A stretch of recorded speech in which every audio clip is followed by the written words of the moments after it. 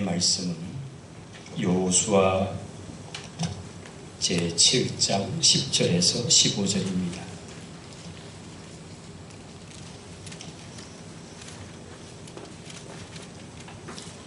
여호수아서 제7장 10절에서 15절입니다.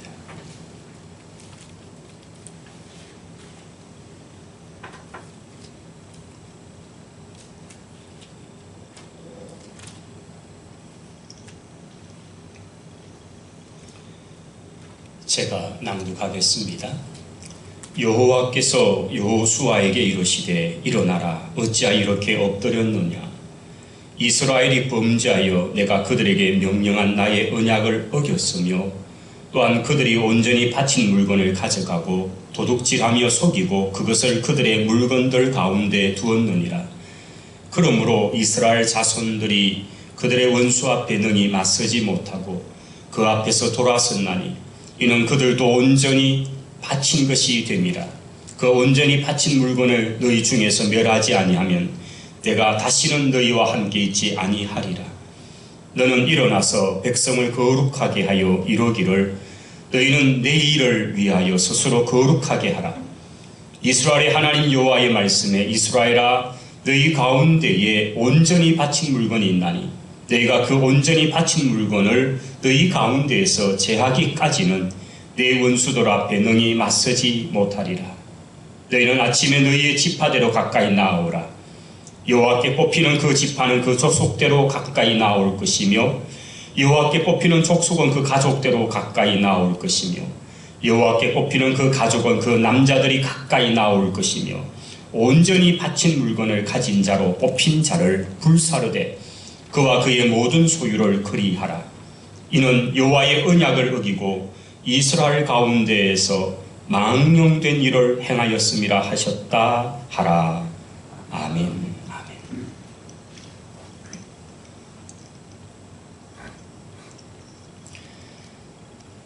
한 주간도 주님과 더불어서 잘 지내셨습니까? 3월 22일 주일입니다.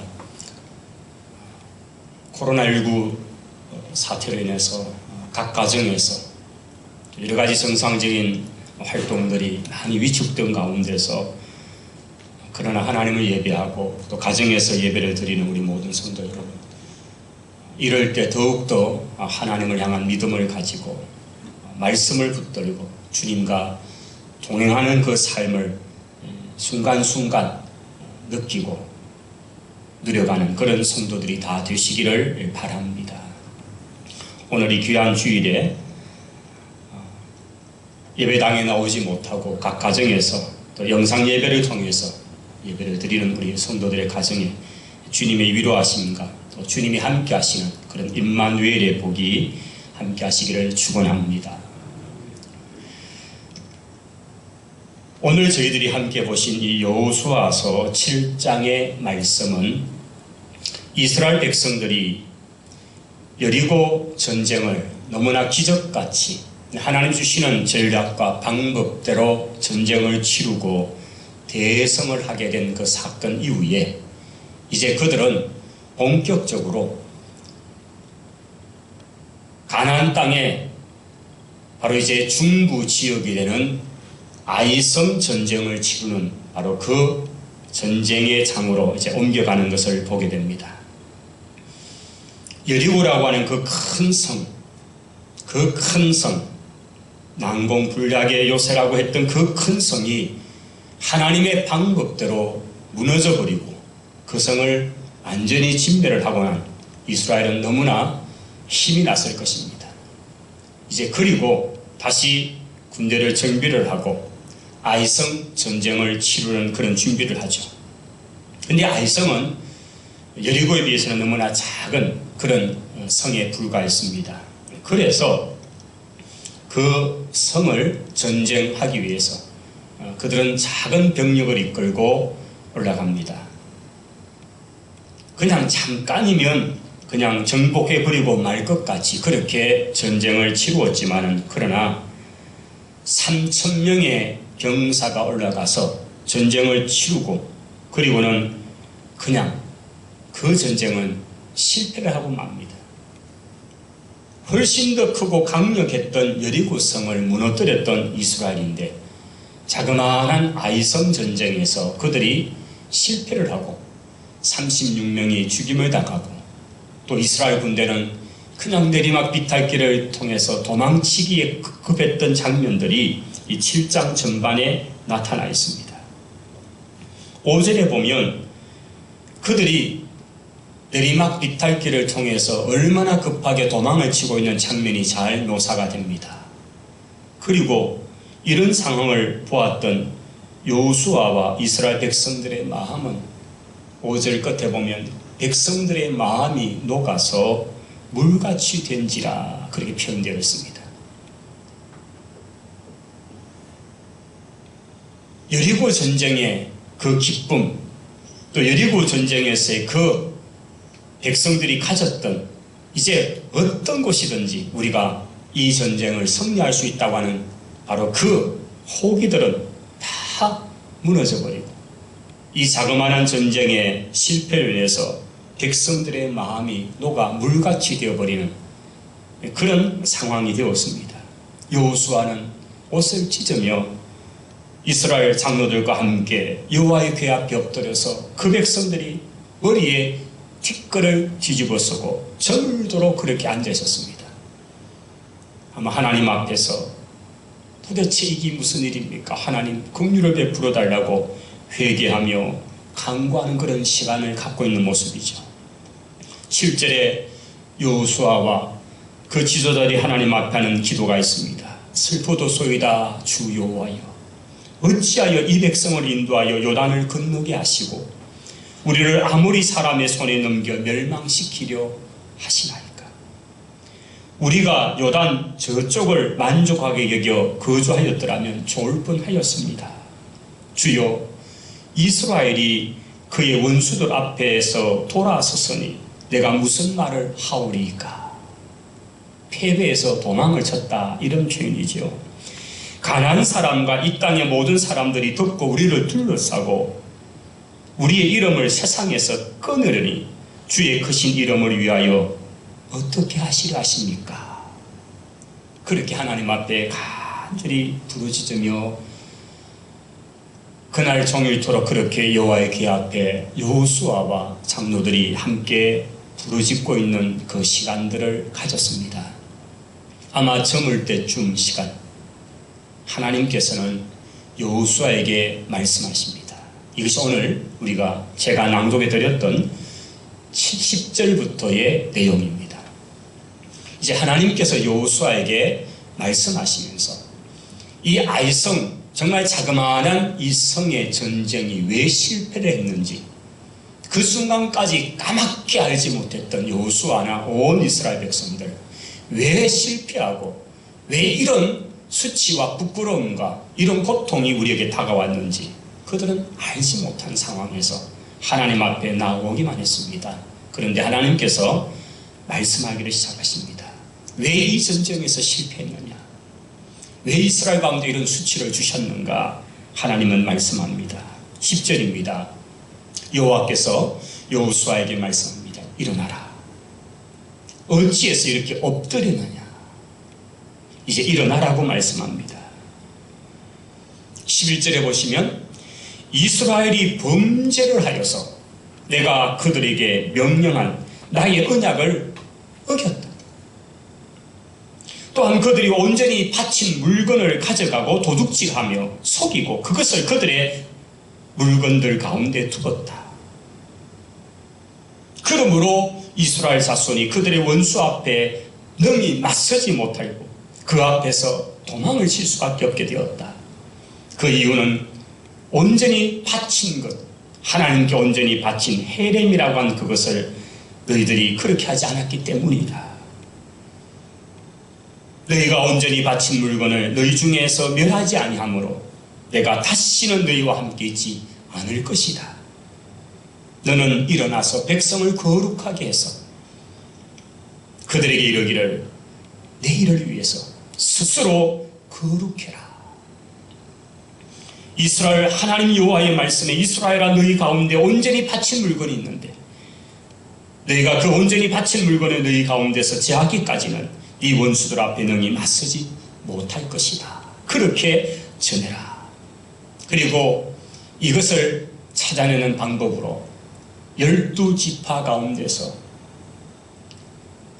제비를 뽑으면 한 지파가 뽑혀질 것이고, 그 뽑혀진 지파가 다 풀어놓으면 이제는 그 지파의 가문 족속대로 또 뽑을 것이고, 그러면 그 가문이 뽑히면 그 가문 가운데서 또 제비를 뽑으면 그 가문에 속한 가족이 나올 것이고, 그 가족들 가운데 뽑으면 이제 거기서 누구의 죄, 누가 나의 명령을 어기고 하나님 앞에 모든 것을 바치라고 하니 헤렘, 이것은 전리품으로 취할 수 있는 것이 아니라 다 불태우고 죽임을 통해서 하나님께 돌려야 되는 바로 그 헤렘을, 그것을 어긴 그 범죄한 자가 누구인지 발각되게 하겠다. 하나님은 그렇게 말씀하셨습니다. 이제 16절 이하에 보시면, 그런 하나님의 말씀을 들은 여호수아는 이튿날 아침에 일찍 일어나서 온 이스라엘 지파들을 모읍니다. 그리고 제비를 뽑았습니다. 유다 지파가 뽑혀 나옵니다. 유다 지파는 이스라엘 지파 가운데서도 가장 사실은 선두와 같은 지파입니다.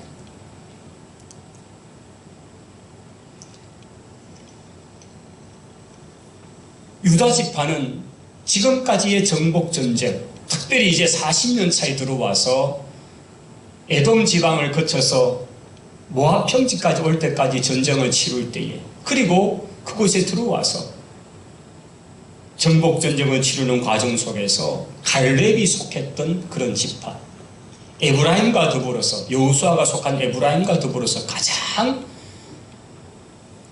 지도력을 가지고 있었던 지파가 유다 지파죠. 그런데 그 유다 지파가 이 범죄의 원흉이 되는 그 지파로 뽑혀진 것입니다. 그 다음 그 유다 지파의 각 가문 족속을 또 뽑기 시작하니까 거기에 세라라는 족속 가문이 뽑히게 됩니다. 자, 그리고 그 세라 가문 속에서 또 뽑으니까 거기에는 이제 삽디라고 하는 가족이 뽑혀지는 겁니다. 그리고 그 삽디라는 가족에 이제 그 가족들이 다 왔을 때에 거기에서 뽑혀진 바로 그 사람, 남자가 아간이라는 바로 그 가족이 뽑혀지게 된 것입니다. 요즘 이런 정말 그 전염병, 감염병이 지금 전 세계적으로 많이 창궐해지고 있는 상황에서 중앙대책본부 요즘 참 활동이 많잖아요. 보면 도대체 이게 어디서 출발했는지를 이제 찾아가는 그 작업들이 있었잖아요. 우리 이미 잘 알렸습니다만은 이 상황이 크게 확산될 때 31번, 사실 31번 이름도 모르지만 근데 31번이라는 이름은 우리가 참 익숙하잖아요.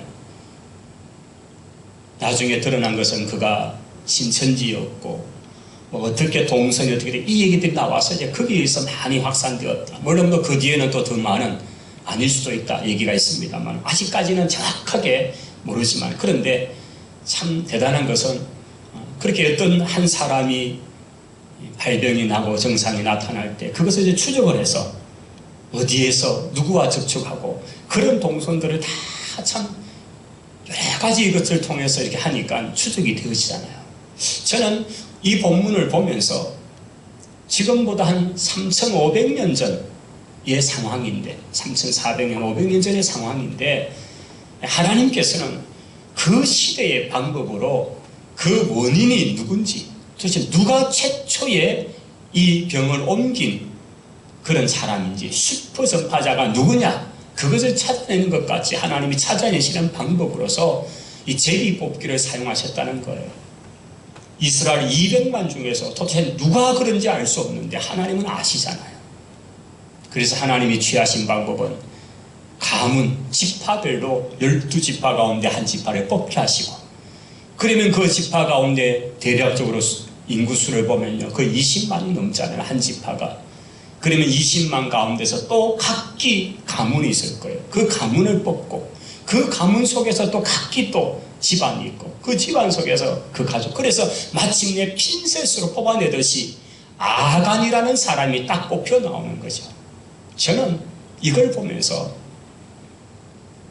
요즘 현대의학도 그렇게 근원을 찾아가는 이런 것이 있는데, 그럼 하나님께서는 이미 수천 년 전에도 이미 이렇게 하심을 통해서 그 200만이 넘는 사람 중에서 아간이라는 사람을 뽑아내셨는, 하나님이 보시는 거죠.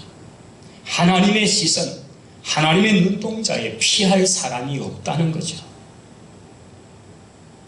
아무도 몰랐지만 그러나 하나님은 아시고 하나님은 보고 계셨다는 거죠. 이제 아간이 뽑혀 나옵니다.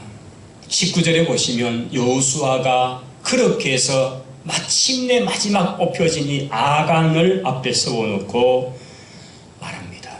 내 아들아, 청하노니 이스라엘의 하나님 여호와께 영광을 돌려 그 앞에 자복하고 네가 행한 일을 내게 알게 해라. 그 일을 결코 숨기지 말아라.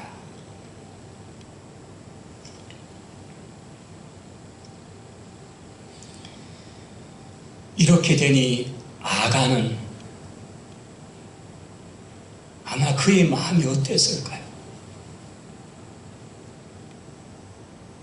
그가 여러 날 동안 아마 여리고 전쟁을 치르고 아무도 모르게 그가 숨겨놓았던 금, 은, 신할산, 그 비싼 외투 이런 것들을 몰래 취해가지고 자기 집 장막에다가 또 그 장막 밑을 파서 이렇게 감추어서 누구도 모르게 숨겨놓았는데,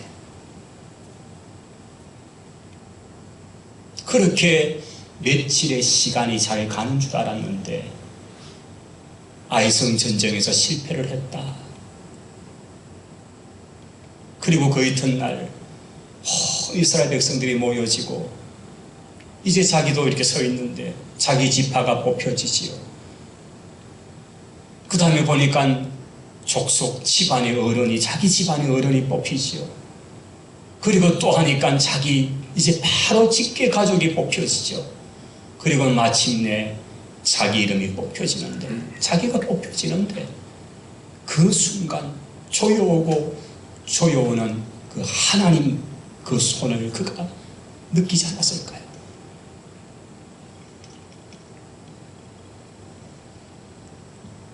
여호수아가 자기 앞에 하는 말, 숨기지 말아라.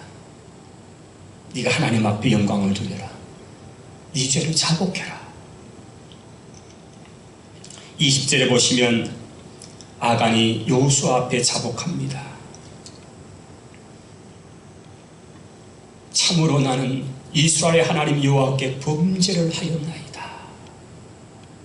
그러면서 이러이러하게 행하였다는 그 내용을 구체적으로 잘 진술을 한 걸로 보여집니다. 21절 보십시오. 내가 노력한 물건 중에 신할산 아름다운 외투 한 벌과 은 200세겔과 그 무게가 50세겔 되는 금덩이 하나를 보고 탐을 내어서 몰래 가져왔습니다. 그리고 그것은 저의 장막 가운데 땅 속에 감추어져 있는데 은은 그 밑에 있습니다. 아간은 자복할 수밖에 없었습니다. 그가 그 여리고 전쟁, 그 전쟁이 한껏 치러지는 그 상황에서 아무도 모르게 했던 그 일, 그리고 그렇게 해서 감추어 두었던 것. 그런데 21절의 단어에 보시면 내가 노력한 물건이라고 하는 이 단어가 나옵니다. 우리가 읽었던 본문 10절부터 15절에 보시면 하나님께서는 여러 번 하시는 말씀이 무엇이었습니까? 온전히 바친 물건이라는 단어가 하나님은 몇 번 반복합니다. 여기 하나님이 사용하시는 온전히 바친 물건이라는 이 단어가 히브리 말에는 헤렘이라는 단어를 쓰고 있습니다. 헤렘, 하나님께 온전히 바쳐졌다라는 겁니다. 하나님께 온전히 바쳐지면 두 가지 형태로 나타납니다. 하나는 헤렘, 즉 여리고 전쟁과 같이 하나님이 약속의 땅 가나안 땅에 마치 첫 수확물이 하나님인 것처럼 하나님께서는 그 땅의 것을 사람이든 짐승이든 그것을 다 죽임을 통해서 하나님이 심판하심을 통해서 가져가시는 하나님의 것이 되는 방법, 불을 태워버려야 하는 거죠. 이것이 헤렘의 방법입니다. 온전히 바쳐졌다. 고르반이라는 것이 또 하나가 있죠. 고르반이라는 것은 하나님께 온전히 바친 것인데 그것은 하나님의 전, 하나님을 위해서 사용하기 위해서 바쳐지는 겁니다. 헤렘은 대체적으로 불을 태우고 죽임을 통해서 하나님께 바치는 것이라면 고르반은 그 자체를 하나님께 온전히 다 드려서 하나님의 사업, 하나님의 일을 위해서 사용하는 것으로 바쳐지는 것, 살려서 주는 거죠. 이게 이제 일반적으로 하나님께 온전히 바친 것의 두 가지 종류, 이게 구약의 레위기법에 나오는 개념이죠. 그 다음 것은 이제 백성이 자원해서 드리는 것들은 우리가 아는 많은 제사의 제도의 예물들인 것입니다. 그래서 레위기법에 나타나는 헌금의 개념, 예물의 개념 속에는 그런 개념들이 구체적으로 잘 나타나 있죠. 그런데 여기 21절에 아간이 지금 발언하고 있는 아간의 생각이죠. 아간이 어떻게 표현하냐면 내가 노력한 물건 가운데 이 노력한 물건이라는 이 단어를 쓸 때 그는 샬랄이라는 단어를 쓰고 있습니다. 샬랄. 이 샬랄이라는 단어는 전리품이라는 단어예요. 탈취물, 전리품이라는 개념이죠. 일반적으로 이스라엘 백성들뿐 아니라 고대에 십자군 전쟁 때도 똑같습니다만 십자군 전쟁에 이제 나오는 용병들 이들은 무슨 월급을 받는 건 아니었습니다. 딱 한 가지, 거기서 네가 가져올 수 있을 만큼 가져오면 돼. 이게 계약입니다. 그래서 그 먼 길을 1년, 2년이 걸리더라도 그들이 그 전쟁에 자원하는 것은 거기 가면 성지를 가든지 거기 가면 자기가 가져올 수 있는 게 많으니까 능력껏 가져오면 그게 자기의 월급이 되는 거죠. 이게 이제 살날의 개념이죠. 탈취물인 거죠. 그래서 얼마나 많은 약탈들이 행해지는 것이 일반 전쟁의 의미입니다. 사실 대부분의 전쟁은 이런 살날의 개념이 많이 있죠. 탈취물을 가져감으로써 이것을 자기의 생명을 담보한 그 대가를 취하는 겁니다. 그것은 이후의 전쟁의 많은 것들은 그렇게 될 겁니다. 그러나 여리고의 전쟁은 하나님이 그렇게 하지 않았죠.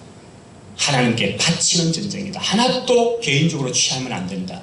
다 불살려 버려야 된다. 할렐이라는 개념, 헤렘이라는 개념으로서 하나님이 사용하신 거죠.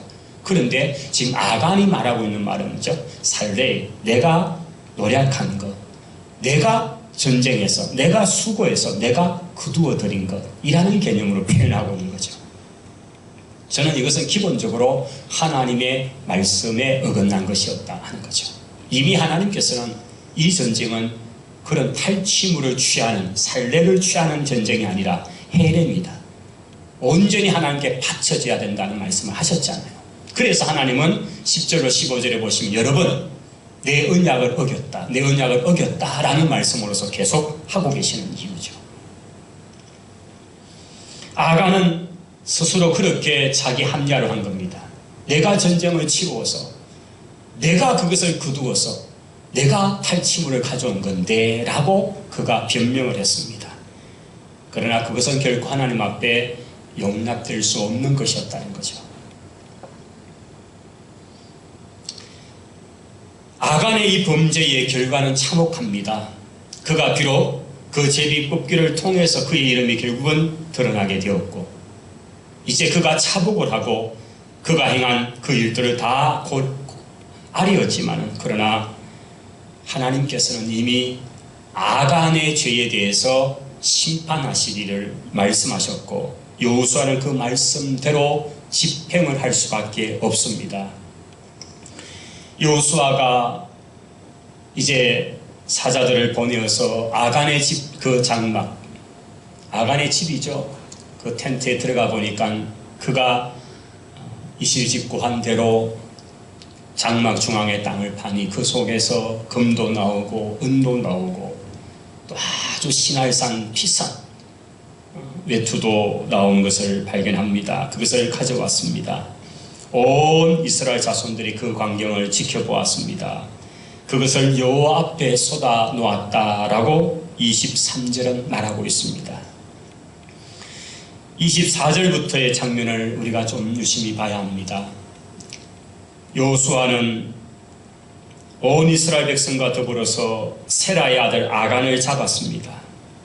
그 은과 외투와 금덩이와 그의 아들들과 그의 딸들과 그의 소들과 나귀들과 양들과 그의 장막과 그에 속한 모든 것, 이것은 아내와 자식과 가축과 모든 재산을 다 포함하는 이야기입니다.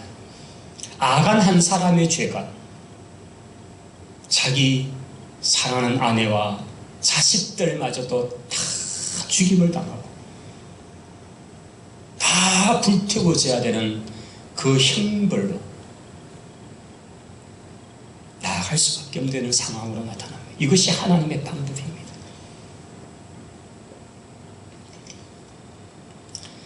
그렇게 여리고에서 좀 떨어진 예루살렘 쪽으로 향해 올라오는 그 길이 되는 그 출발점이 되는 그 골짜기가 이제 아골 골짜기로 보통 알려집니다. 아마 그때 이때부터 붙여진 이름이 아골이라는 이름입니다. 아골, 괴로움, 고통이라는 단어죠. 아간과 그의 가족의 괴로움, 고통뿐 아니라 온 이스라엘의 고통입니다. 한 사람, 한 집이, 한 가족이 범죄한 것 같지만 그러나 그것은 온 이스라엘 전체의 고통이었습니다. 하나님은 그 한 가정을 벌함으로써 끝난 문제가 아니라 아간의 죄 때문에 아이성 전체의 전쟁에서 실패하게 하고 거기서 36명이 죽게 되는 이런 상황을 만드셨죠. 그것은 바로 이스라엘이라는 것은 교회와 같은, 에베소서에 말씀하고 있는 교회 같은 의미이기 때문이죠. 우리 몸의 한 부분이, 한 지체가 병이 나면, 다치면 그 하나만 다침으로서가 아니고 온 몸이 다 그 아픔에 동참하고 있잖아요. 다친 한 부분 때문에 온 신경과 모든 세포 하나까지도 전체 기능이 아파하고 하잖아요. 작은 바이러스가 들어와서 몸에 열을 낸다든지 하면 몸 전체 기능이 그렇게 고통 가운데 있잖아요. 이것이 신약에서 에베소서에 말씀하는 교회의 의미고요. 구약은 이스라엘 전체가 하나의 교회이기 때문이죠. 그래서 아간 한 사람의 죄가 그의 가정을 도려내야 되는 것, 그리고 그 죄에 비록 그때까지 몰랐을지 몰라도 아이성 전쟁에서 여러 사람이 죽게 되는 이 상황은 결국은 한 사람의 죄 때문이었죠. 이것이 하나님이 물으시는 공동체에 대한 책임이죠. 어디서 시작되는지 알 수 없지만 그러나 유력한 것은 분명히 중국 같고요. 우한 같은데 어떤 이유 때문에 그렇게 되었는지는 모르지만 여러 가지 얘기들이 있잖아요. 근데 그 결과로 전 세계가 고통 가운데 있다는 사실입니다.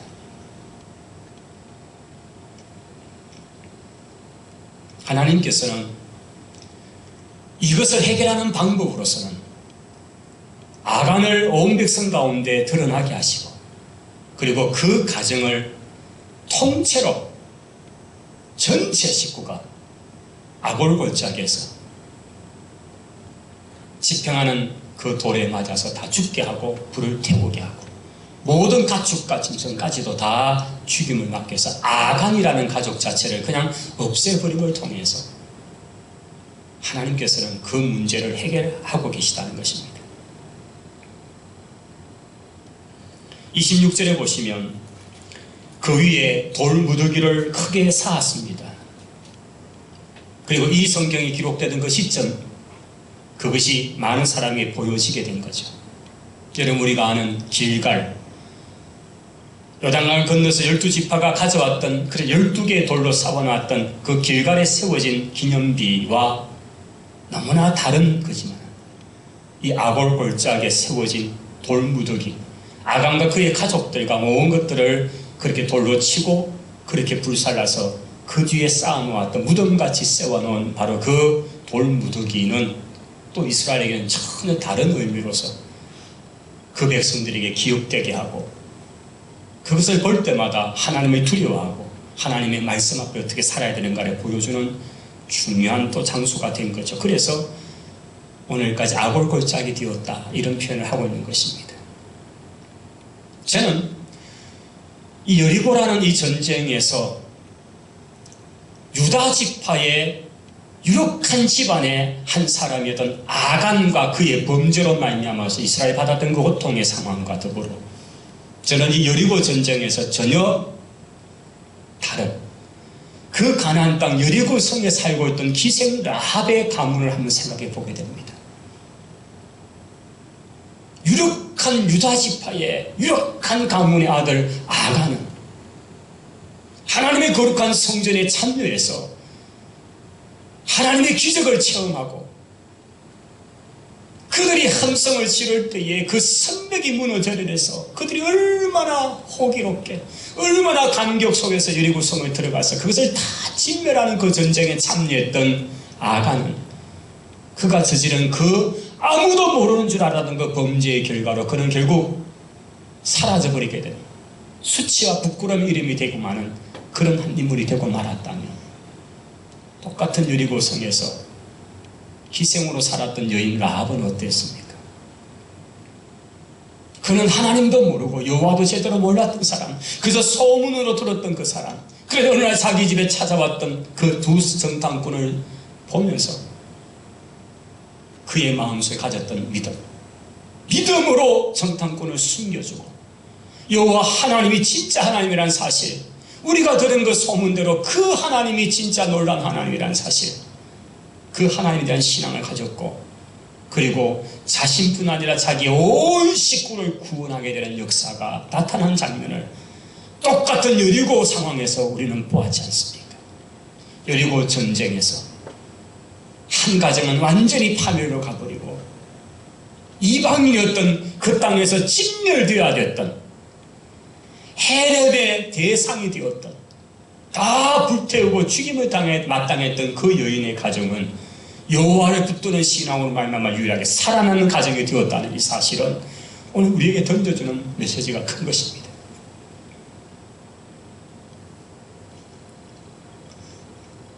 아간과 라합, 이 두 사람의 공통 지점은 여리고라는 장소였습니다. 한 사람은 여리고에서 하나님의 말씀을 어기고 하나님을 무시한 결과 그와 온 가족이 멸망을 받았다면, 하나님도 제대로 알지 못한 채 손가락질 받는 직업 속에 살던 그 여인은 그 멸망의 순간 직전에 하나님을 신앙을 붙들고 구원을 받을 뿐 아니라 온 가족이 구원받고 그의 이름은 놀랍게도 성경의 족보에 나타나게 되어서 그의 아들이 보아스가 되고요, 정손이 내려가면 이새가 되고 고손자가 되는 것이 바로 다윗이 되고, 이런 이스라엘 구원 족보에 유다 지파의 가문에 성경 속에 유일하게 두 사람 여인의 이름 속에 등장되는 바로 그런 위대한 인물로서 우리에게 남겨져 있다는 것, 이것을 보면서 오늘 우리가 어떻게 믿음을 가지고 살아야 할 것인가, 어떻게 말씀을 붙들고 살아야 될 것인가를 오늘 우리는 이 여호수아서 7장을 통해서 우리는 깨닫게 되는 것입니다. 어려운 때 그러나 믿음을 붙들고 신앙을 붙들고 끝까지 하나님 편에서는 우리 모든 성도들이 다 되시기를 주님 이름으로 축원합니다. 아멘. 기도하겠습니다. 하나님 우리 아버지 감사합니다.